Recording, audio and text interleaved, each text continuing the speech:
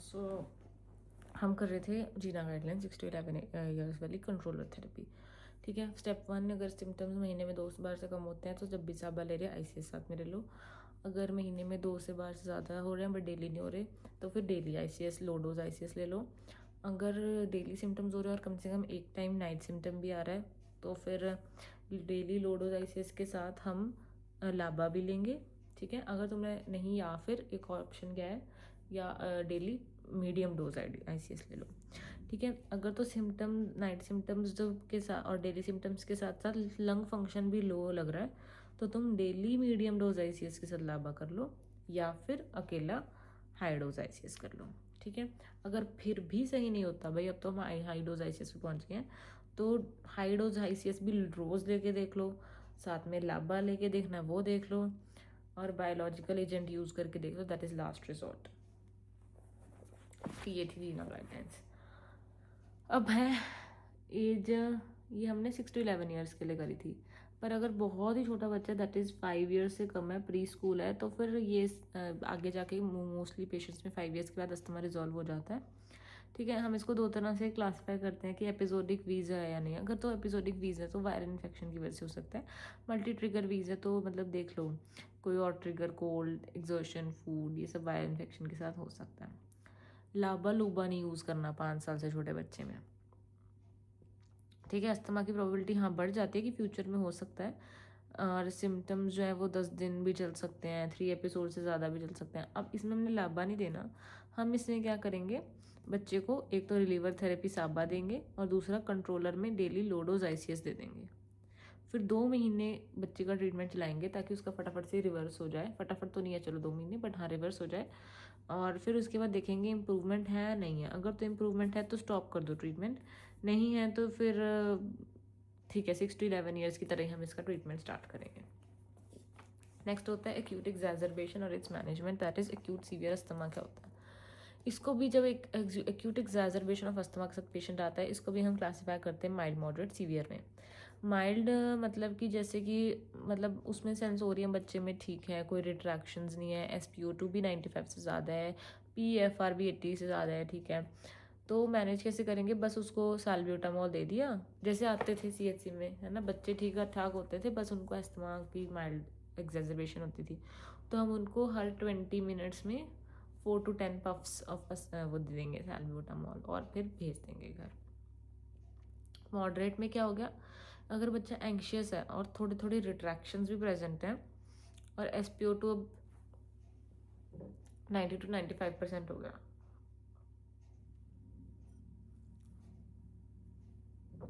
तो फिर क्या करेंगे, और हाँ PFR भी कम हो गया 60 to 80, तो अब सैल्ब्यूटामॉल एवरी 20 मिनट्स तो दे रहे हैं, साथ में कोई सेंट्रली एक्टिंग ड्रग दे देंगे एंटीकोलिनर्जिक, जैसे कि इप्राट्रोपियम। ठीक है, और दूसरा ऑक्सीजन तो बच्चे की कम है ही है, तो साथ में ऑक्सीजन भी लगाओ इसको, और ओरल प्रेडनिसोलोन देंगे। सो सैल्ब्यूटामॉल, इप्राट्रोपियम, ऑक्सीजन, प्रेडनिसोलोन, ये सब देंगे। सीवियर में क्या होता है कि बच्चा एजिटेटेड है, डिस्नल रिट्रैक्शंस भी सीवियर है, SpO2 90% से कम है, सब कुछ सीवियर है, देखो 90% से कम SpO2 हो गया, PFR भी 60% से कम हो गया, तो अब सैल्ब्यूटामॉल को नेबुलाइज करना, नेबुलाइजेशन सैल्ब्यूटामॉल देनी है। इप्राट्रोपियम तो देनी ही है, ओरल प्रेडनिसोलोन भी देनी है। अब ओरल प्रेडनिसोलोन की जगह तुम्हारी मर्जी है, IV हाइड्रोकॉर्टिसोन भी दे सकते हो। ठीक है, और अब साथ में ताकि बिल्कुल ही ज़्यादा दिक्कत ना आए तो मैग्नीशियम सल्फेट भी दे दो, फिर भी कुछ नहीं होता, लास्ट रिजॉर्ट क्या है, मैकेनिकल वेंटिलेशन। ठीक है, होम ट्रीटमेंट ऑफ एक्यूट एग्जैजरबेशन कैसे करोगे तुम, कि भाई अगर मतलब कफ ज़्यादा है, वीज है, ब्रेथलेसनेस है, लीक एक्सपिरेटरी फ्लो रेट 20% से कम हो गया बेसलाइन से, तो पेरेंट्स को फटाफट से they should administer SABA with inhaled corticosteroids by MDI spacer के साथ या फेस मास्क के साथ बच्चे को दो 1 पफ। ठीक है, 1 पफ एट अ टाइम, एक पफ दो 30 to 60 सेकेंड्स के बाद एक और पफ दो, ऐसे करके तुम पफ्स दे दो, मतलब 4 से 10 पफ दो, 10 मैक्सिमम है। ठीक है, और मॉनिटर करो, अगर तो सिम्टम्स रिलीव हो जाते हैं और PFR बढ़ जाता है तो चाइल्ड जो है उसको कंटिन्यू करो सैल्ब्यूटामॉल पे, हर 4-6 घंटे बाद उसको सैल्ब्यूटामॉल, और हाँ अगले दिन तुम अपने डॉक्टर को दिखाओ एज प्लान। अगर कोई इम्प्रूवमेंट नहीं होता तो इमीडिएटली हॉस्पिटल लेके आओ। A single dose of prednisolone may be administered before going to the hospital, मतलब पेरेंट्स खुद से भी चाहे तो एक सिंगल डोज प्रेडनिसोलोन दे के आ सकते हैं अगर लगे कि हाँ भाई सिम्टम्स तो लाइफ थ्रेटनिंग है, अभी बहुत सीवियर है और कोई इम्प्रूवमेंट इन्हेलेशन दे दे के अभी वो हॉस्पिटल नहीं पहुंच पा रहे हैं, कोई इम्प्रूवमेंट नहीं है, तो ओरल प्रेडनिसोलोन दे दो। ठीक है। Next asthma medication devices. हमें पता है कि अगर तो 12 साल का बच्चा है, मतलब 12 साल है उससे बड़ा है, तो MDI नॉर्मल वो यूज़ कर सकता है।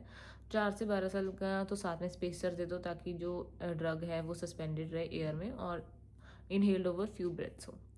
4 ईयर से कम है तो हम स्पेसर के साथ फेस मास्क भी यूज़ कर सकते हैं। रोटाहेलर एक होता है, उसमें एक माउथ पीस होता है ना फॉर इनहेलेशन, जो और एक होता है मतलब होल, उसके अंदर हम रोटा कैप डालते हैं, उसको रोटेट करते हैं, रोटा चैम्बर के अंदर जो है वो पाउडर बन जाता है। पर ये अब नॉट कॉमनली यूज, जब MDI है तो why will be use this. फिर एक होता है status asthmaticus, that is life threatening asthma. इसमें क्या होता है, severe life threatening asthma exacerbation that doesn't respond to standard treatment including in, जो स्टैंडर्ड ट्रीटमेंट से ना सही हो, इंक्लूडिंग इनहेल्ड कॉर्टिकोस्टेरॉइड्स और bronchodilators. It requires immediate medical intervention. ठीक है, इमीडिएट ऑक्सीजन इनहेलेशन हम देते हैं इसमें, इमीडिएटली पहले तो ऑक्सीजन देंगे और इंजेक्शन देते हैं हम टेरब्यूटालिन सबक्यूटेनियस या और एंड इनहेल्ड सैल्ब्यूटामोल या फिर टेरब्यूटालिन, मतलब सबक्यूटेनियस दे देते हैं अपना सैल्ब्यूटामोल या फिर टर्बिनोलिन को इनहेल्ड दे देते हैं, इप्राट्रोपियम दे देते हैं, हाइड्रोकॉर्टिसोन भी दे सकते, वही सब चीज़ें मैंने तुम्हें बताई थी, और फटाफट से ICU में शिफ्ट करो। अगर तो इम्प्रूवमेंट हो जाती है तो ठीक है, फिर वही अपना ये जो दे रहे हो उसको 20 to 30 मिनट्स में कंटिन्यू करते रहो और हाइड्रोकॉर्टिसोन दे दो। बेसिकली हाइड्रोकॉर्टिसोन चला दी इन्होंने 2 to 3 mg/kg every 6 to 8 hourly. अगर कोई इंप्रूवमेंट नहीं हुई, slow IV infusion of MgSO4, अब MgSO4 भी देना पड़ेगा और मैकेनिकल वेंटिलेशन पर भी ध्यान देना पड़ेगा। नेक्स्ट आगे रेस्पिरेटरी इन्फेक्शंस। रेस्पिरेटरी इन्फेक्शंस दो तरह की होती हैं, अपर रेस्पिरेटरी इन्फेक्शंस और लोअर रेस्पिरेटरी ट्रैक्ट इन्फेक्शंस। अपर, पहले तक तो हमने वो लेरिंगो मलेशिया किया था, है ना, सुपरा वाला। अपर इन्फेक्शन और लोअर इन्फेक्शन में क्या होता है, अपर में हमें पता है ग्रुप हो सकता है एक्यूट ट्रेकियो लेरिंगो ब्रोंकाइटिस, और एक हो सकता है वो और एपिग्लोटाइटिस, हाँ एपिग्लोटाइटिस। लोअर में ब्रोंकियोलाइटिस हो सकता है, एक्यूट ब्रोंकियोलाइटिस, और निमोनिया हो सकता है। ठीक है, लेरिंजियल इन्फेक्शन तो सबसे पहले हो गया ग्रुप, इसको हम बोलते हैं acute laryngo ट्रेकियो bronchitis, that is inflammation of mucosal lining of लैरिंग्स, trachea, bronchioles और सबग्लोटिक एयरवे ऑब्स्ट्रक्शन। ठीक है, ये याद रखना है। एज किस में होता है, 6 months to 5 years, max peak होता है 2 years पे, बट हाँ 6 to 5 years, 6 months to 5 years के बीच में। और इसकी ग्रुप की अच्छी बात क्या है कि ये वायरल एटियोलॉजी है, ये पैरा इन्फ्लुएंजा वायरस करता है, याद रखना है। ठीक है, most common that is type, इसमें 3 तरह का होता है, टाइप 1, 2, 3। 1 मोस्ट कॉमन है, मीडियम सा है, और टाइप 3 मोस्ट सीवियर है। पैरा इन्फ्लुएंजा वायरस याद रखना है। क्लिनिकल फीचर्स क्या होंगे इसके, रनिंग नोज कफ, अपर वही रेस्पिरेटरी ट्रैक्ट इन्फेक्शन सिम्टम्स होते हैं, शॉर्ट वायरल प्रोड्रोम होगा, लो ग्रेड फीवर, मलेज, ये सब होगा, 2 दिन चलेगा। फिर जब थोड़ा सा बच्चे की तबीयत ज़्यादा ख़राब हो जाएगी तो फिर हमारे पास मतलब सीवियर कफ के साथ क्या होगा, बार्किंग, सील लाइक या ब्रासी कफ, इन्फ्लेमेटरी। पर बात क्या है कि ये सब कुछ जो भी है, जब तक सीवियर नहीं है ना, ये बच्चा ठीक सिक लुकिंग ज़्यादा नहीं दिखेगा क्योंकि वायरल है। ठीक है, इन्फ्लेमेटरी नैरोइंग ऑफ लैरिंग्स की वजह से स्ट्राइडर होता है इसमें, स्ट्राइडर। और फिर उसके बाद जब लैरिंग्स की वजह से स्ट्राइडर होगा तो पहले तो वोकल कॉर्ड्स अफेक्ट होंगी, इंस्पिरेटरी स्ट्राइडर होगा, फिर धीरे धीरे ट्रेकियो ब्रोंकाइटिस बढ़ता जा रहा है ना ये, तो फिर एक्सपिरेटरी स्ट्राइडर, मतलब फिर बायफेजिक बन जाएगा ये। और ट्रेकियो और ब्रोंका इन्वॉल्व होने की वजह से वीज होगी। सिवियरिटी जो हम क्लासीफाई कर रहे थे माइल्ड, मॉडरेट, सीवियर, तो उसमें क्या होगा माइल्ड में कि भाई स्ट्राइडर सिर्फ एक्सर्शन पे है, कोई डिस्ट्रेस नहीं है, SpO2 नॉर्मल है। मॉडरेट में है कि भाई अब स्ट्राइडर रेस्ट पे भी है और रेस्पिरेटरी डिस्ट्रेस भी है। ठीक है, सीवियर में क्या होगा कि SpO2 कम हो गया, 92 से कम होने लग गया, मार्क्ड रिट्रैक्शंस, टेकिपनिया, ये सब कुछ होने लग गया। जनरल अपीयरेंस देखो, पहले तो माइल्ड में तो बच्चा नॉर्मली दिखता है, मॉडरेट में थोड़ा इरिटेबल दिखेगा, और सीवियर में एजिटेटेड, ऑल्टर्ड सेंसोरियम वगैरह हो सकता है। इंपॉर्टेंट चीज़ क्या है, ग्रुप में एक्सरे फाइंडिंग क्या होती है, ग्रुप में एक्सरे फाइंडिंग होती है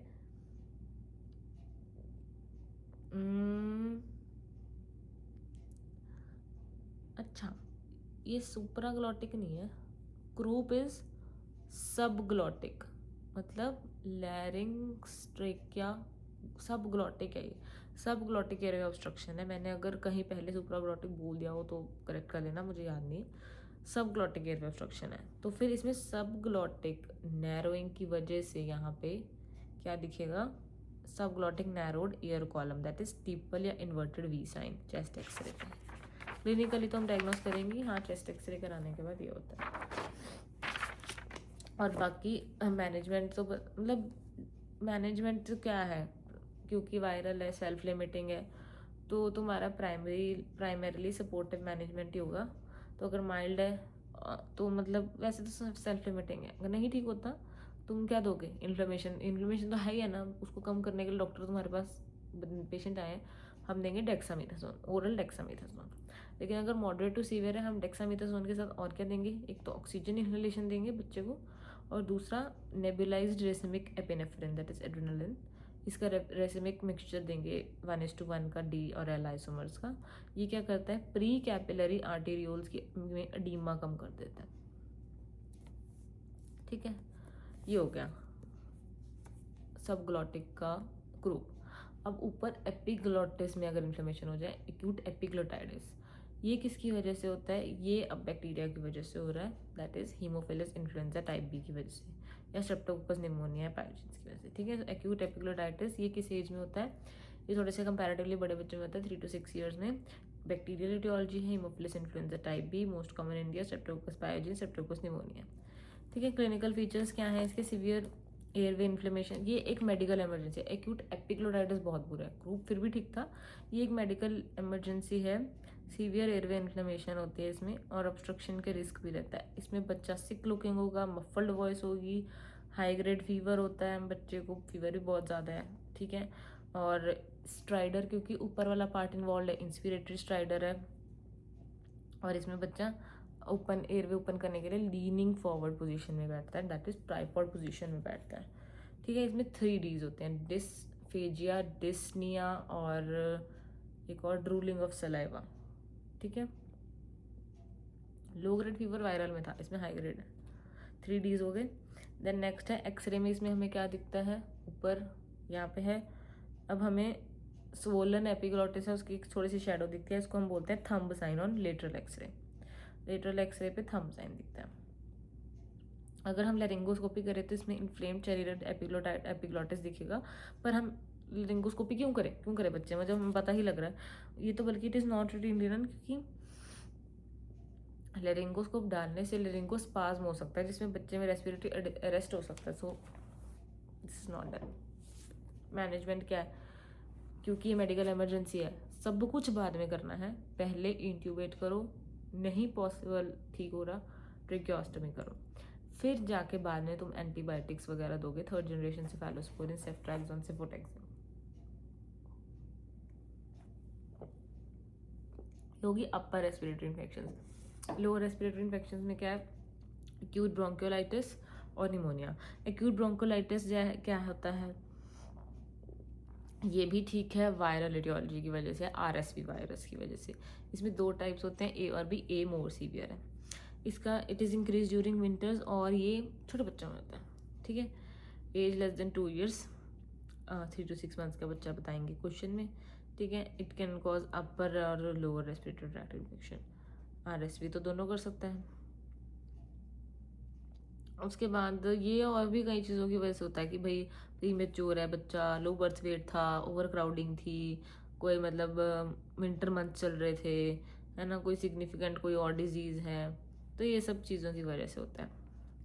पैथोजेनेसिस, सिग्निफिकेंट कोई डिजीज़ है ना अगर साथ में बच्चे को, कोई हार्ट की, लंग की, तब भी हो सकता है।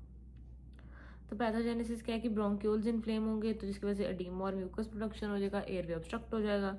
ठीक है, तो उसकी नैरोइंग हो जाएगी, और उसकी वजह से नैरोइंग होगी, फिर से एयर ट्रैपिंग होगी in the lung field, prolonged air resistance बढ़ेगी, तो वेंटिलेशन परफ्यूजन में मिसमैच हो गया, हाइपोक्सिया होगा। ठीक है, हाइपर इन्फ्लेशन की वजह से वही जो चीज़ें मैंने पढ़ाई थी, एटेलेक्टेसिस, एम्फाइसीमा, ये सब हो सकता है बच्चे में।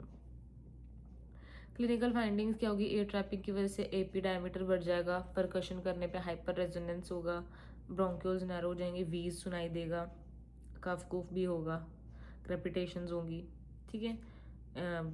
एक और चीज़ जो हमें इन्वेस्टिगेशंस पे मतलब उस पर दिखेंगी एक्सरे पे, वो क्या है, पेरीब्रोंकियल कफिंग, क्योंकि ब्रोंकस के आसपास जो है इन्फ्लेमेटरी एक्सुडेट इकट्ठा होगा ना, सो ब्रोंकियल कफिंग। और बायलेटरल हाइपर इन्फ्लेशन होगी है। इसमें हम नेजोफेरेंजियल स्वैब में आरएसवी के लिए पीसीआर करा सकते हैं, तुम पीसीआर के लिए टेस्ट करा लो। वैसे तो यूजुअली सेल्फ लिमिटिंग है, 3 से 7 दिन में खुद ठीक हो जाएगा, बट अगर नहीं होता है हम इसमें सपोर्टिव मैनेजमेंट देते हैं। ऑक्सीजन दे दिया बच्चे को, मॉइस्ट ऑक्सीजन इनहेलेशन, क्योंकि हमें चाहिए कि बच्चे का SpO2 तो कम से कम 92 से ज़्यादा रहे, ठीक है। Fluids they the, oral IV। Prevention for at risk infants, अगर हमें पता है कि बच्चा कोई एट रिस्क है तो इसमें हमने पल्लवी मैम याद रखनी है, पालीवीजुमैब, ठीक है। ये मोनोक्लोनल एंटीबॉडी होती है अगेंस्ट RSV, सो पालीवीजुमैब। और एंटीवायरल्स की वैसे ज़रूरत नहीं होती है, हम तभी यूज़ करेंगे अगर बच्चे को कोई लंग में डिजीज़ है, कोई हार्ट फेलियर है, कंजेनिटल हार्ट डिजीज़ है, एट रिस्क जो बच्चे हैं उनमें ही हम एंटीवायरल देंगे। कौन सी देंगे, रिबाविरिन, इनहेल्ड रिबाविरिन की नेबुलाइजेशन। इसमें 2 नाम है, पालीवीजुमैब और रिबाविरिन, ठीक है। नेक्स्ट और क्या हो सकता है, लोअर एयरवे में निमोनिया हो सकता है, ठीक है। निमोनिया क्या होता है, इन्फेक्शन ऑफ लंग टिश्यू या पैरेन्काइमा, जो कि माइक्रो ऑर्गेनिजम्स की वजह से होता है, ठीक है। ये मोस्ट लीडिंग मतलब बेसिकली एक लीडिंग कॉज है अंडर 5 मोर्टेलिटी का। इसमें हमारे पास 2-3 चीज़ें होती हैं भाई। न्यूमोनाइटिस क्या होता है फिर, ठीक है। न्यूमोनाइटिस मतलब कि ये भी इन्फेक्शन ऑफ लंग है, पैरेन्काइमा, पर ये नॉन इन्फेक्शियस कॉज की वजह से, ये तो इन्फेक्शियस कॉज की वजह से निमोनिया हो रहा है ना। न्यूमोनाइटिस मतलब किसी नॉन इन्फेक्शियस कॉज की वजह से अगर इन्फ्लेमेशन हो गई। और एक होता है कम्युनिटी एक्वायर्ड निमोनिया, वो है कि भाई इम्यूनो कॉम्पिटेंट हेल्दी जो चाइल्ड है आउटसाइड दी हॉस्पिटल एनवायरनमेंट उसमें हुआ। नोजोकोमियल निमोनिया मतलब कि हॉस्पिटलाइजेशन के विद इन 48 आवर्स में हुआ, या फिर एक्सट्यूबेशन के 72 आवर्स में हुआ, तो उसे हम नोजोकोमियल निमोनिया बोलते हैं। हॉस्पिटलाइजेशन के 48 आवर्स में, एक्सट्यूबेशन के 72 आवर्स, ठीक है।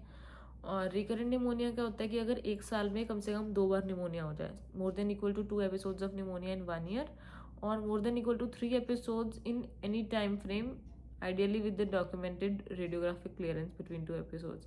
मतलब कि या तो 1 साल में 2 बार हो गया, या फिर वैसे टोटल कभी भी 3 बार हो गया, और हमारे पास ये प्रूफ है कि भाई बीच में वो ठीक हो गया था। ये नहीं है कि 1 बार हुआ उसको तुम 2 बार टेस्ट करा के बैठ जाओ, ठीक है। इटियोलॉजी क्या है बच्चों में निमोनिया, एक तो चलो प्रीडिस्पोजिंग फैक्टर्स वही सारे हो गए, ओवर क्राउडिंग हो गया, सोशल स्टेटस सही नहीं है, माल न्यूट्रिशन बच्चा है या तुम्हारे पास, ठीक है। पेरेंट्स स्मोकिंग करते हैं, कोई इसमें साइनोटिक हार्ट डिजीज़ है, लो बर्थ वेट, मतलब रेजिस्टेंस कम है। इटियोलॉजी क्या है बेसिकली, निमोनिया बैक्टीरियल भी हो सकता है, वायरल भी हो सकता है, फंगल भी हो सकता है, एटिपिकल ऑर्गेनिज्म से भी हो सकता है जैसे कि माइकोप्लाज्मा से, ठीक है। और तुम्हारा न्यूमोसिस्टिस जेरोसी वगैरह से भी हो सकता है, जो HIV वगैरह वाले पेशेंट्स में, इम्यूनो कॉम्प्रोमाइज पेशेंट में कर सकते हैं। मेन क्या करेंगे, बैक्टीरियल और वायरल। वायरल जो है वो RSV कराता है, बैक्टीरियल जो है वो किससे होता है, स्ट्रेप्टोकोकस निमोनिया, ठीक है। ओवरऑल जो है most common Haemophilus influenza, overall नहीं, हीमोफिलस इन्फ्लुएंजा नहीं है ओवरऑल, गलती से बोल दिया, दोबारा सुनो। बैक्टीरिया में जो overall most common cause of pneumonia पूछ जाए तो वो क्या होगा, निमोनिया है तो स्ट्रेप्टोकोकस निमोनिया, ठीक है। अगर तो मतलब वैसे और पूछें कि भाई नियोनेट्स में किसकी वजह से हो रहा है, तो E. कोलाई और ग्रुप B स्ट्रेप्टोकोका है, ठीक है। देखो 2 मंथ से कम में ये वाला होता है नियोनेट वाला, 3 मंथ to 3 ईयर्स में अगर पूछे तो ये हो जाता है, और हीमोफिलस इन्फ्लुएंजा भी कराता है, ठीक है। बस ये सब हो गया। इटियोलॉजिकल डायग्नोसिस कोई मतलब नहीं है, तुम एक्सरे पे ध्यान दो, ऐसे इसमें ये होता है। इन्वेस्टिगेशन वही एक्सरे कराएंगे, हमें पैची कंसोलिडेशंस दिखेंगी, ठीक है। तुम ब्लड कल्चर वगैरह जो भी सब टेस्ट भी करा सकते हो, क्लिनिकल डायग्नोसिस भी वैसे तो होता है। फीचर्स क्या होंगे इसमें, फीवर होगा, प्रोडक्टिव वेट कफ होता है, may not be expectorated due to swallowing, ठीक है। टेकिपनिया होगा, टेकिपनिया से पता लगता है कि कितना सीवियर निमोनिया है। क्रेपिटेशंस होंगे और ऑस्कल्टेशंस, ठीक है। अब कम्युनिटी मैनेजमेंट गाइडलाइंस होती हैं जो कि हमें IMNCI ने दी हुई हैं, उसके अकॉर्डिंग ही हम बच्चे का मैनेजमेंट करते हैं निमोनिया का, इन पेरिफेरल हेल्थ सेटिंग या कम्युनिटी लेवल पे। उसमें हम कलर कोडिंग के अकॉर्डिंग बच्चों को 3 कैटेगरीज में डिवाइड करते हैं, ग्रीन, येलो, ब्लू। ग्रीन मतलब अभी कोई निमोनिया नहीं है, बच्चा आया सिर्फ कफ और फीवर वगैरह है उसको, हम कुछ नहीं करेंगे, उसको हम पैरासीटामोल दे के घर भेज देंगे। एट होम मैनेजमेंट करो, पैरासीटामोल लो जाओ। ठीक है, अगर तो येलो कैटेगरी का है, येलो कैटेगरी में कौन से आते हैं कि अभी तो उसको फीवर कफ कोल्ड तो है ही है, उसके साथ ना या तो फास्ट ब्रीदिंग है, ठीक है, फास्ट ब्रीदिंग क्राइटेरिया भी पढ़ाऊंगी, या तो फास्ट ब्रीदिंग है या फिर चेस्ट इनड्रॉइंग या रिट्रैक्शंस कुछ है, लेकिन SpO2 बच्चे का नॉर्मल है, तो हम येलो कैटेगरी में करेंगे। इसमें क्या करेंगे, हाँ घर ही भेजना है, पर पैरासीटामोल के साथ उसको अमोक्सिसिलिन, एमोक्सिक्लैव मतलब जो भी है, मतलब एमोक्सिसिलिन, ओरल एमोक्सिसिलिन दे के भेजना है 5 दिन तक वो लो। ठीक है, अगर तो वीज है तो साथ में सैल्ब्यूटामोल ऐड करेंगे। अगर कफ अब 2 हफ्ते से ज़्यादा होगी, एक बार टीबी के लिए भी इवैल्यूएट कर लेंगे। लेकिन अगर वेरी सीवियर मतलब सीवियर निमोनिया है, पिंक कैटेगरी, उसमें क्या होता है कि SpO2 90 से कम हो गया, ठीक है, या तो SpO2 कम हो गया और कोई ना कोई डेंजर साइन प्रेजेंट है, मतलब लेथार्जी है, बच्चा फीड नहीं ले रहा, कोई कन्वल्जन्स है, ठीक है, साइनोसिस है, या बहुत ज़्यादा स्लीपी है, ठीक है, स्ट्राइडर है, तो अब क्या करेंगे हम, एक तो बच्चे को बोले इन्फेंट है उसको वार्म रखेंगे और अर्जेंट उसको रेफ़र करेंगे टर्शियरी हेल्थ केयर सेंटर में, और इसको हम एंटीबायोटिक दे देंगे। हमारे पास जो फर्स्ट डोज दे देंगे हम IV एंटीबायोटिक की, कौन सी देनी है, AG, that is ampicillin gentamicin, ये याद रखना है। निमोनिया में हम क्या देते हैं, एम्पिसिलिन जेंटामाइसिन।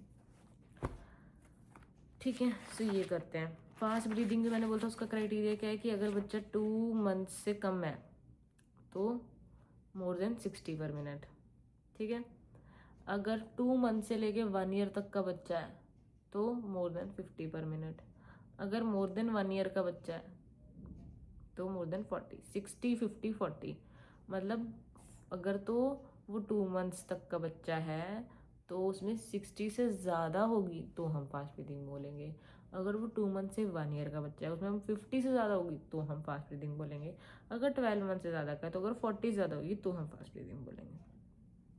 ठीक है, उसके बाद इन्होंने अलग अलग बता दिया कि एक न्यूमोकोकल निमोनिया होता है, एक स्टेफाइलोकोकल निमोनिया होता है। ठीक है, इसमें कुछ नहीं है। Pneumococcal pneumonia is due to Streptococcus pneumoniae, mode of transmission इसका ड्रॉपलेट होता है, ठीक है, विंटर्स में ज़्यादा होगा।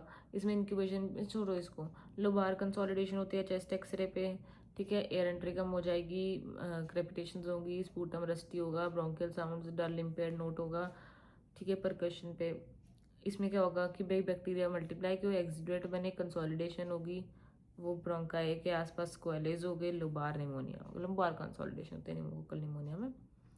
मेन चीज़ क्या रखना है कि अगर निमो, और इसमें वही स्टेजेस भी होती हैं सच पैथों में ना, कि stage of congestion, red hepatization, grey hepatization, hepatization से लीवर नहीं याद रखना, ये निमोनिया में, pneumococcal pneumonia, stage of congestion, red hepatization, grey hepatization, stage of resolution, ये अभी मेरे को याद है, पैथों में सुनाया मैंने अनुरीत मैम को, ठीक है, जब सेकेंड ईयर में। नाउ ट्रीटमेंट इसका क्या देंगे अगर निमोकोकल निमोनिया है, पी से न्यूमोनिया, पी से निमोकोकल, पी से पेनिसिलिन जी, 50,000 इंटरनेशनल पर kg per day IV for 5 to 7 days। अगर नहीं अवेलेबल है एलर्जी के तो हम 3rd जनरेशन फेलोस्पोरिन देंगे, दैट इज सेफ्ट्रैक्सोन IV, ठीक है, अगर रेस्पिरेटरी डिस्ट्रेस ऑक्सीजन दे दो। स्टेफाइलोकोकल निमोनिया आता है नेक्स्ट। अब स्टेफाइलोकोकल निमोनिया में क्या बात रखनी है, स्टेफाइलोकोकस किस वजह से हो रहा है, ये कब होता है कि या तो हाँ कहीं से सेकेंडरी सोर्स ऑफ इन्फेक्शन की वजह से आ रहा है, जैसे कि spread from different foci of infection, जैसे स्किन में पायोडर्मा है, या कोई secondary to some viral infection like measles, influenza etcetera. Cystic fibrosis है अगर बच्चे को रिकरेंट, या ये क्वेश्चन आता है कि सिस्टिक फाइब्रोसिस है तो कौन सा निमोनिया होगा, स्टैफ ऑरियस वाला, ठीक है, तो उसमें रिकरेंट निमोनिया होता है ना सिस्टिक फाइब्रोसिस में। सो ये सब Staph aureus usually secondary causes की वजह से होता है। इसमें एक्सरे फाइंडिंग्स में क्या दिखता है, स्टैफ ऑरियस में इंपॉर्टेंट न्यूमैटोसील दिखता है, एयर फिल्ड सिस्टिक स्पेसिस जो कि पैथोग्नोमिक हैं इसके, और ये रप्चर करके न्यूमोथोरैक्स भी कर सकते हैं। बायलेटरल वही कंसोलिडेशन भी दिखेगी ही। एम्पाइमा, अगर तो 2 ईयर से कम के अंदर एम्पाइमा है, हमें समझ लेना है कि हाँ स्टैफ वाला है, ठीक है। पेरिकार्डाइटिस भी हो सकता है इसकी वजह से। इसको हम कैसे ट्रीट करेंगे, स्टैफ वाले को वही एमॉक्सिक्लैव, को एमॉक्सिक्लैव, एमॉक्सिलिन क्लैवरेनिक एसिड, या फिर वही अगर सही नहीं हो रहा सेफ्ट्रैक्सोन दे दो। अगर MRSA है वैनकोमाइसिन दे दो, 7 से 10 दिन के लिए ट्रीटमेंट चलेगा। प्राइमरी एटिपिकल निमोनिया क्या होता है, जो कि माइकोप्लाज्मा वगैरह से होता है, ठीक है, इसमें 5 ईयर से बड़ा बच्चा होगा। अब ये एटिपिकल है तो ये 5 ईयर से कम के बच्चे में नहीं होगा। It is rarely seen in less than 5 year, मतलब मेनली 5 ईयर से ज़्यादा में होता है, ठीक है। और ये इंटरस्टिशियल टिश्यू ऑफ लंग्स को अफेक्ट करता है। इसमें क्या होगा, वही सब चीज़ें, फीवर, कफ, स्कैटर्डिक क्रेपिटेशंस होंगी। इन्वेस्टिगेशंस इसमें एक्सरे फाइंडिंग्स ज़्यादा अच्छे से आएंगी as compare to clinical findings. इसमें याद रखना है cold agglutination test is positive, ठीक है, इन mycoplasma. IgM against RBC haemolysis, ठीक है, वो हम देख लेंगे इसके अंदर। ट्रीटमेंट इसमें हम देते हैं oral macrolides, that is erythromycin 7 से 10 दिन के लिए। अब निमोनिया की कॉम्प्लिकेशंस क्या हो सकती हैं? Empyema, septicaemia, meningitis, pneumothorax, septic abscess, septic arthritis वगैरह, ठीक है।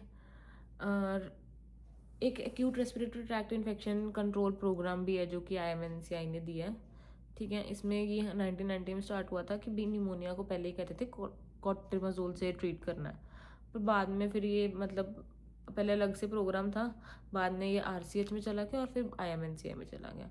अब ये बच्चे को कहते हैं कि हमने ऐसे मैनेज करना है, पहले हम बच्चे को देखेंगे, असेस करेंगे, फिर उसको क्लासीफाई करेंगे वही रेड येलो ग्रीन में, फिर डिसीजन ऑन ट्रीटमेंट और फॉलोअप करेंगे, ठीक है। असेस की भाई कितने 1 मिनट में कितनी ब्रेथ्स ले रहा है, फास्ट ब्रीदिंग तो नहीं है जो मैंने तुम्हें क्राइटेरिया बताया, डेंजर साइंस वगैरह देंगे, फिर क्लासीफाई करेंगे कि भाई नो निमोनिया है तो green, pneumonia yellow, very severe है तो पिंक, ठीक है। फिर वही टेबल जो मैंने बताया और फिर उसको फॉलोअप करना है। होम केयर में बच्चे को वार्म रखना है, ब्रेस्ट फीडिंग कंटिन्यू करनी है, एंटीबायोटिक्स कंप्लीट करनी है कोर्स 5 दिन का, और डेंजर साइंस देखने हैं कोई डेंजर साइंस है तो नहीं। तो ये थी रेस्पिरेटरी इन्फेक्शन। अब एक और टॉपिक है that is not completely in the respiratory system, but वो रेस्पिरेटरी सिस्टम में पढ़ाया हुआ क्योंकि इसके फीचर्स इसमें ज़्यादा है, तो दैट इज सिस्टिक फाइब्रोसिस, ठीक है। सिस्टिक फाइब्रोसिस ये एक अब देखो सिस्टिक फाइब्रोसिस में ऑटोसोमल रिसेसिव है। तुमने सिस्टिक फाइब्रोसिस की मूवी देखी थी, ठीक है। उसमें क्या है, वो मम्मी का कोई कसूर नहीं है उसमें, ठीक है। वो बच्चे में खुद कोई एक्स लिंक्ड कुछ नहीं है, ये अपने आप होता है, ऑटोसोमल है और रिसेसिव है, रेयर केस में होता है, ठीक है। So it is a multi system autosomal recessive disorder that affects, बहुत सारे सिस्टम अफेक्ट होते हैं इसमें, GIT, respiratory system, genito urinary system, sweat glands, और ये एक most common life limiting genetic disorder है, ठीक है। इसमें लाइफ जो है वो लिमिट हो जाती है। मेन इसकी पैथोजेनेसिस क्या है, इसमें क्या म्यूटेशन होती है? सो सिस्टिक फाइब्रोसिस की पैथोजेनेसिस क्या है कि ये CFTR जीन म्यूटेशन की वजह, CFTR जीन की म्यूटेशन की वजह से है। CFTR मतलब नहीं, CFTR की फुल फॉर्म क्या होती है? Cystic fibrosis transmembrane regulator gene, ठीक है। तो ये किस पे लोकेटेड होता है? It is located on chromosome 7q, ठीक है। और it codes for CFTR protein that is chloride channel. Confuse नहीं होना, कोई कैल्शियम चैनल नहीं, कुछ नहीं, सिस्टिक फाइब्रोसिस क्लोराइड चैनल, ठीक है। मोस्ट कॉमन म्यूटेशन क्या होती है इसमें? Delta F508। इसका मतलब वैसे तो बहुत सारी होती हैं, ये मोस्ट कॉमन है delta F508। Deletion of phenylalanine हो जाता है, फिनाइलएलेनिन की deletion at 508 position, 7q chromosome, CFTR, delta F508, deletion of phenylalanine, ठीक है। इसमें क्या हो जाता है कि म्यूकोविस्किडोसिस हो जाता है। म्यूकोविस्किडोसिस मतलब कि बॉडी के अंदर सिक्रीशन जो है वो थिक म्यूकस सिक्रीशन हो जाती हैं। Failure of chloride conductance by epithelial cells leads to dehydration of secretions that are too viscid and difficult to clear, ठीक है। CFTR की वजह से क्लोराइड चैनल जो है वो कंडक्ट नहीं, क्लोराइड चैनल खुलता नहीं है, वो कंडक्ट नहीं होता, म्यूकस थिक होता रहता है, ठीक है। CFTR gene mutation increase sodium absorption और decrease chloride secretion, dehydrated thick airway हो जाता है, इनएडिक्वेट म्यूकोसिलिटी क्लियरेंस जिसकी वजह से बैक्टीरिया आके वहाँ कोलोनाइज करते हैं और लंग की इंजरी हो जाती है, ठीक है। क्लिनिकल फीचर्स क्या होते हैं हमारे पास? पहली बात तो ट्रायड है, 3 चीज़ें। एक तो लंग डिजीज़ बार बार उसको होती रहेगी, तभी हम उसको रेस्पिरेटरी इन उसमें सिस्टम में पढ़ रहे हैं। सेकंड है माल एब्जॉर्प्शन, वो कुछ एब्जॉर्ब नहीं होता पैंक्रियाटिक इंसफिशिएंसी की वजह से। थर्ड है high sweat chloride along with FIT, पता नहीं क्या है, स्वेट क्लोराइड ज़्यादा होता है। अब सबसे पहले हम देखते हैं जीआईटी में क्या होता है। जीआईटी में फीचर्स क्या होते हैं, अर्लीस्ट फीचर, सबसे पहले हम जीआईटी की पढ़ रहे हैं, अर्लीस्ट पहले जीआईटी में आते हैं फीचर्स। सबसे इंपॉर्टेंट है मेकोनियम इलियस, ठीक है। 10 to 15% केसेस में virtually it is diagnosis of cystic fibrosis. क्या होगा, inspissation of thick meconium in the ileum, जिसकी वजह से इंटरस्टिशियल ऑब्स्ट्रक्शन हो जाती है इलियम की, ठीक है। It presents with delayed passage of meconium and abdominal distension, ठीक है। और इसमें हमें जब हम कंट्रास्ट अनीमा देंगे तो माइक्रोकोलन और फिलिंग डिफेक्ट्स दिखेंगे, ठीक है। और distended small intestine due to obstruction proximal to the terminal ileum. Air fluid level भी दिखेगा, ग्राउंड ग्लास ओपेसिटी, तो ग्राउंड ग्लास या सोबेबल अपीयरेंस दिखती है। और दूसरी बात क्या है कि क्योंकि इलियम के अंदर थिक म्यूकस है, वहाँ पे ऑब्स्ट्रक्शन होगी ना, तो मतलब वहाँ पे ऐसे ऑब्स्ट्रक्शन होगी तो टर्मिनल इलियम के ऊपर डिस्टेंडेड स्मॉल इंटेस्टाइन दिखेगी कि हाँ ऑब्स्ट्रक्शन है, और एयर फ्लूइड लेवल भी दिखेगा, ग्राउंड ग्लास अपीयरेंस दिखेगी। हम पहले तो इसमें वही गैस्ट्रोग्राफिन अनीमा करते हैं, ये ना तो डायग्नोस्टिक है सिर्फ और सिर्फ, ये थेरेपेटिक भी है। अगर अब भी कुछ नहीं होता तो लेप्रोटमी करनी पड़ती है हमें, ठीक है। नेक्स्ट इसमें क्या होता है, कॉन्स्टिपेशन होगी बड़े बच्चों में, ठीक है, क्योंकि फीकल मैटर जो है वो डिस्टल इलियम में जाके इम्पैक्ट हो जाएगा, that is distal intestinal obstruction syndrome. Pancreatic insufficiency next मैंने बताया था, ट्रायल में 85% केसेस में होती है, ठीक है। तो पैंक्रियाटिक इंसफिशिएंसी होती है 85% केसेस में, initially exocrine then later endocrine.